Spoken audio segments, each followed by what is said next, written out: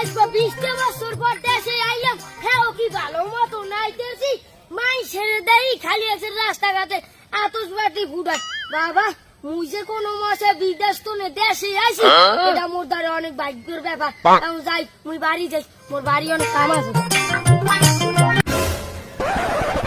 আসসালামু আলাইকুম বড় ভাই।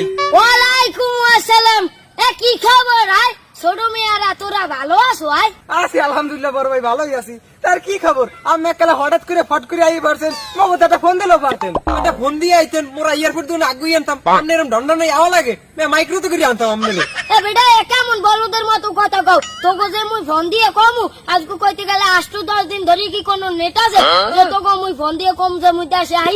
ও ভাই হ্যাঁ তো ঠিক কথা, ফোন দেবেন কেমনে? দেশে 10-12 দিন ধরে কোন নিরা আছে? তাহার এই ঝামেলার মধ্যে আপনি দেশে আইছেন কি লিগিয়া? আপনার দেওয়ার কথা আরো 2-3 বছর পর বাড়ির কামটা গুছিয়ে